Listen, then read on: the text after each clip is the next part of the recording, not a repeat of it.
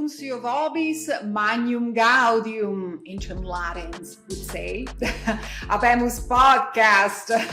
I know it sounds crazy, but it is what it is. This is how our Italian Pope used to say hello to Italian people.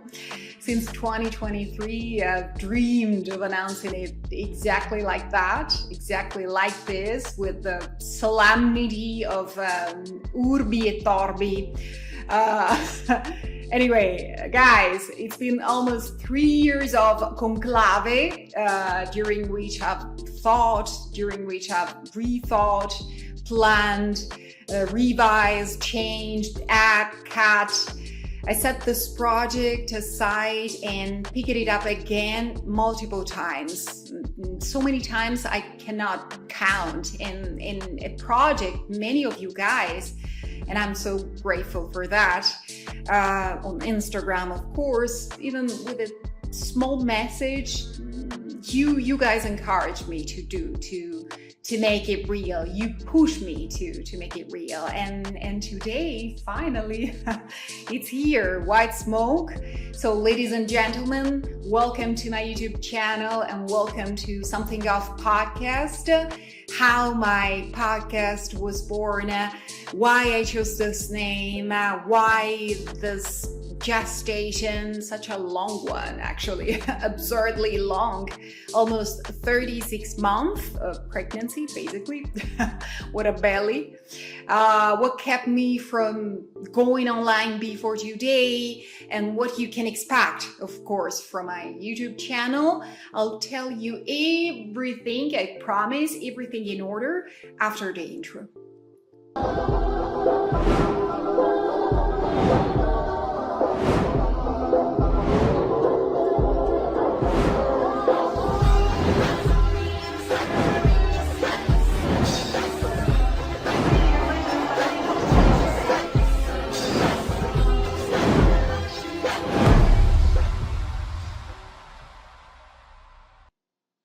Welcome to my YouTube channel. I'm so glad, so happy, so excited. Actually, I can share it with you guys, with all of you guys. And please forgive my English. Okay, this is something I want to make it clear. I am Italian, I'll always be, and my English isn't perfect. For sure it isn't. And it's not my native language, it's not my mother tongue. So even though I tried, I try, and I'll try so hard to do my best. I am and I'll always stay Italian, so no doubts.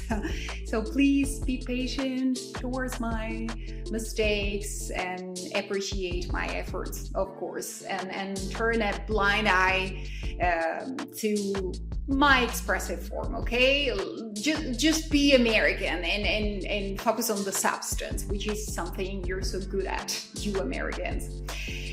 This is the first episode of my podcast, Something Off Podcast, the first of a long and hopefully prolific series of episodes. My name is Ambra Lombardo, for those who don't know me yet. I'm an Italian, well, I am an Italian, first of all, and I am an Italian many things. I'm an Italian model, I'm an Italian presenter, I am an Italian TV personality, I'm an archaeologist, I'm a teacher, I am an academic instructor, working here in LA. I'm a writer. I write all my episodes, of course. I am an infixable overthinker, and I'll be broadcasting here from my studio based in LA weekly, every single week. So you'll find new episodes every single week on my YouTube channel. My episodes will tell you and will comment in my own way, for sure, a way that anyone who follows me on my EG page already knows.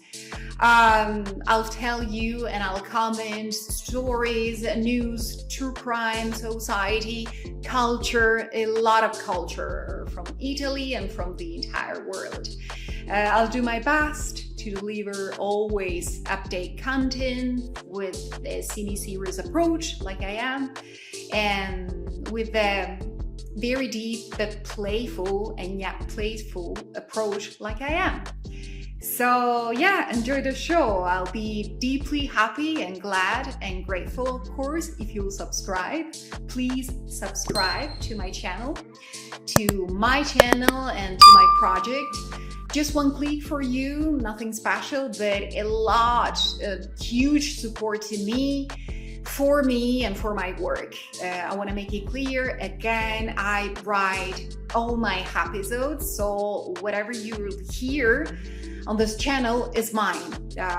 My voice, my pen, my mind, my face, my wallet, because I am my own money lender. And please follow my EG page, Andrea Lombardo Official, and Filo di Arianna.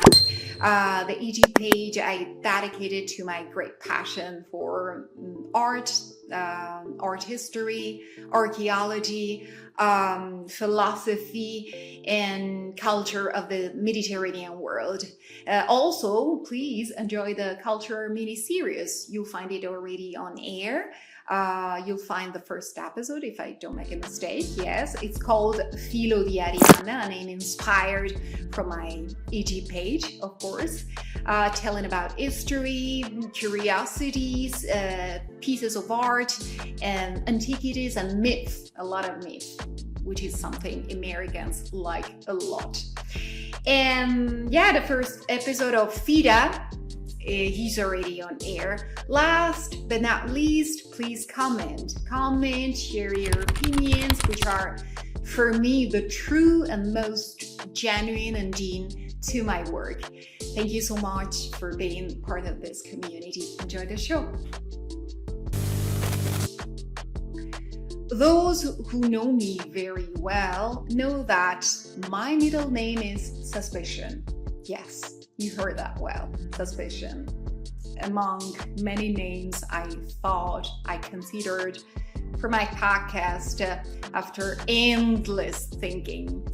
The real epiphany came, as it usually does, I guess, on the toilet. Yeah, the toilet is the best creative workshop of all times. And so I chose a name that, something of podcast, that more than any other, I guess, represents my greatest quality. Maybe the toughest one also. The distrust. Yeah, something of will be a space, a welcoming space for the suspicious ones, for honesty fanatics, I'd say, for those who consider the truth without sugarcoat, without soft dressings, a true religion, a channel for those who, don't fear uncomfortable truth. Actually, they seek them. For those who, in every situation, feel that unstoppable call, that itch, that unstoppable, that unbearable itch to see things clearly, which is exactly like I am. For those who, like me, train every single day to tell the truth, to say whatever they think without being brutal, but also without being politically correct, which is something I hate, I deeply despise. I confess, you guys, I postponed the launch of my channel for such a long time because I wanted this channel to be a source of honesty and consistency. And for me, there is no communication without honesty. For me, speaking your mind, speaking my mind, speaking with complete frankness is a true vocation. It's a call. It's a call from the universe. And speaking our mind, speaking frankly, speaking truth is the real luxury, I think, nowadays. A luxury those who put themselves out there cannot always afford. For this reason, during the long planning phase before launching my podcast, I immediately ruled out the format of the interviews. In fact, a trend I notice above all in Italy, where I come from, an Italian podcast actually, mostly based on this format, the format of the interviews, is that guests basically are fake. They aren't honest at all. They aren't transparent at all. They don't speak the truth. Never. They never do. They speak what the audience actually wants them to do and wants them to say. They say what is preferable. They say what is convenient. They say what advantages them. They make us believe that they are comfortable in speaking their mind, that they make us believe, and they make us believe that they open up and freely share, but they don't. They actually don't. They lie. They lie. Many podcasts guests, Italian guests, always lie. They give us pretty little correct answers, politically correct answers, nice and untrue answers, polite answers, dressed answers, no contestable answers. So basically they give us no answers at all. And I realized that the truth is that people fear their own truth. So they hide. They share the best and the fakest version of who they are, of who they truly are. And they say what benefits to them on the long run. They say what advantages them on the long term. So they carefully filter. They filter everything. They filter what they share. They always give us an embellished version of their own lives. And they season all the time. They season everything with this usual drama that moves the audience to pity. In every interview, pay attention to this. This is something I notice. You always hear the same repetitive refrain: downfall, redemption, resilience, downfall, redemption, resilience. You always hear the same story, the same pretty story. They suffered, and afterward they made it. They lost, and afterward they triumphed. They broke down, and afterward they succeed. So basically, before they were broken and now they are rich, they are famous, they are successful. This is what they tell us. The truth, I think, the truth no one has the courage to admit is that most of the time, when you fall, you just fall, and it hurts, and that's it. The truth no one has the courage to admit is that when you lose, you lose. You just lose, and there's no happy ending, and there's no like an happy story to tell. There's no afterward, for a while at least. So after putting the idea of the interviews aside, I asked myself, what can I offer to my audience? Will I be enough on my own to fill this space? What can I add to a market which is pretty saturated? And the answer came along. The answer came from my own background. Because I told you, I'm an historian, basically. I'm an archaeologist, and I've been studying history my own life. And yeah, and history, I might say, taught me very simple and yet very basic rules. That having an authentic voice is enough to be heard. What makes the difference, the true one, the true difference, isn't what you tell, but is how you tell it. And that the key to connect with your own audience is choosing the right words. And speaking about the right words, pay attention to these. I want to make you notice something. We live in a time in which, this is what I notice actually, this is what I reckon. We live in a time in which people don't train their own words. They don't train their own words. They don't make the slightest effort to find the right words to express the hardest truth, gently, softly. And this poverty of words, this widespread scarcity of words, this crisis of language and of words has divided the entire world into two main categories. Notice that. On one side, hypocrites, a category that, hypocrites are those who avoid the discomfort of telling the truth.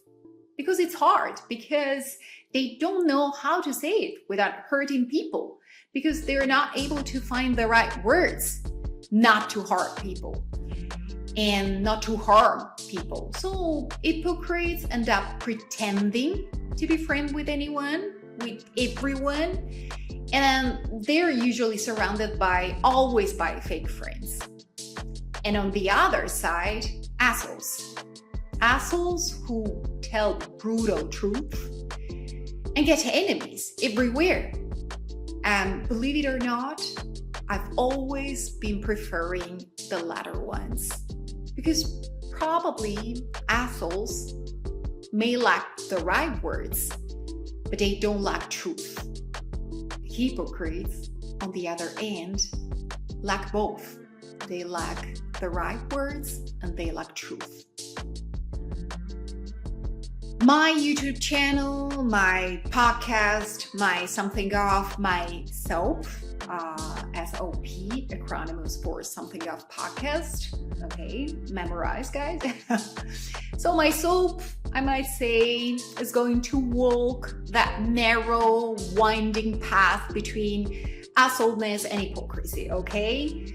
I'll try to say the truth gently and softly. And here's some recommendations, very important ones, right? Very important recommendations if you want to listen to my show, if you want to listen to my podcast. This is not, I want to make it clear, this is not a complacent podcast. This is an irreverent podcast. This podcast won't kiss up to my audience, to my subscribers. I'll tackle uncomfortable truth in uncomfortable topics without filters, without any dressing. So I'm sure I'll probably irritate you guys in some ways, probably, or some of you guys. I'll irritate or probably lose a big part of my audience right away. So I'll say it up front. If you are hypersensitive, if you don't like diversity, if you don't like diverse opinions, soap is not meant for you. Soap is not the right place for you guys. Soap isn't a podcast designed to seek approval, designed to seek validations, designed to get likes, designed to get compliments, designed to be, well, complacent for sure.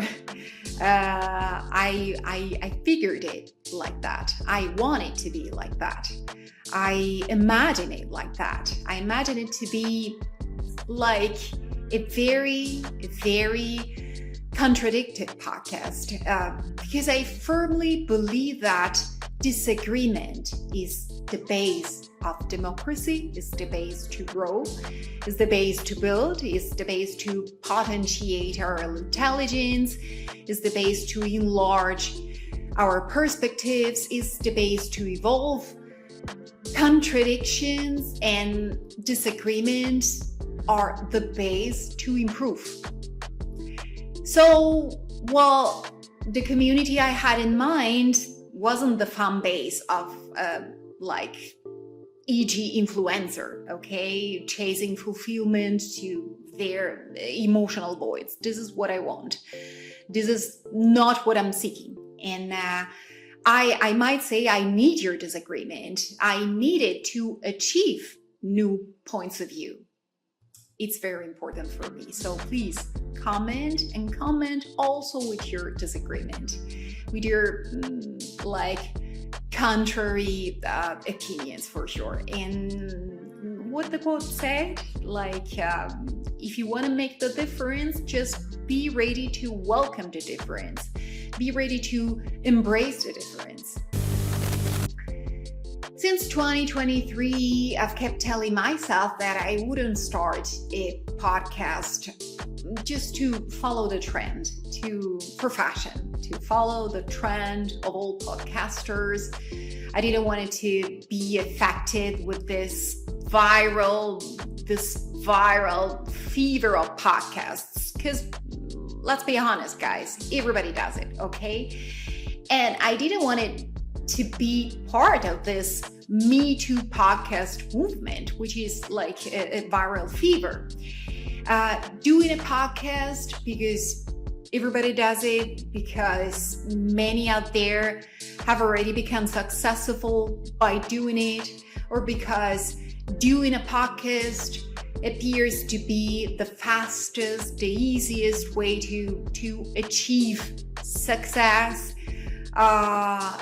These aren't right reasons to do a podcast, don't you think? It's not enough to decide to do your own podcast. You may call it motivation for sure, seeing others doing that, but the reality is that it's not motivation, it's just pressure. It's pressure, it's pure pressure. Social media, scroll after scroll, puts us under. And they did it, I should do it. They did it, I can do it. They did it, why shall I not? Everyone has a podcast, I shall have my own podcast. But again, genuine question, is imitation a solid and a long-lived motivation? Is imitation a good motivation? I don't think so. It's estimated that every day, tens of thousands of new podcasts are born worldwide. And currently, there are something like 4.42 million podcasts online. Can you imagine this? 4.42 million podcasts online, already active, on air, producing contents. Translation for me. 4.42, I'm not that good at numbers, 4.42 million good reasons not to create a podcast, not to create the 4.43 millionth podcast. I didn't want it to make it I didn't want to do like anyone else did. I have been very discouraged for such a long time considering the number.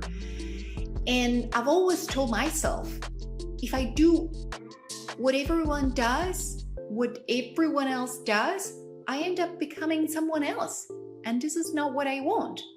So I took my time. So I waited to be ready. So I didn't rush the process. So I waited to be ready to take ownership of my own project.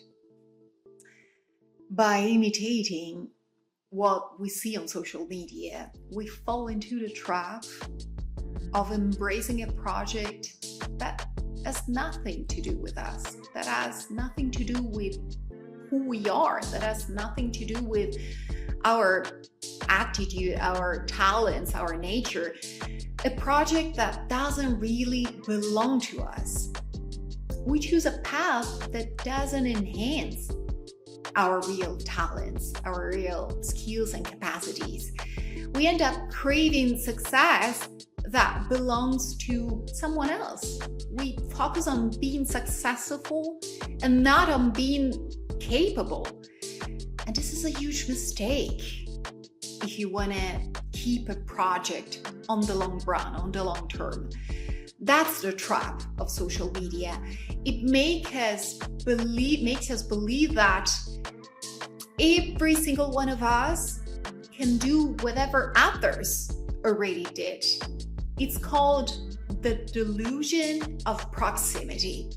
Social media makes us believe that everything is possible, that everything is close right there, that everything is accessible, that everything is reachable, that everything doesn't take that much work to be done, doesn't take that much job to be achieved, that everything is easy and fast, that everything is right there, and you don't need to do that much. You just need to stretch out your hand and get it. But the reality is far different. That's how the myth of easy and fast success, regardless of talent, of course, spread out. I confess you guys that for almost 3 years now, followers, family, friends suggested me to start my own podcast. And I kept telling myself that I wasn't ready, that I wasn't mature for that I was freshly immigrated, that I wasn't probably like the good person for that I was waiting the right reason, that I didn't want to fall into this like trap of imitation. I didn't want to do what everybody else already was doing. What I wasn't admitting, I guess, to myself is that in the first place is that I had already fallen into a trap. And the trap was the fear of failure.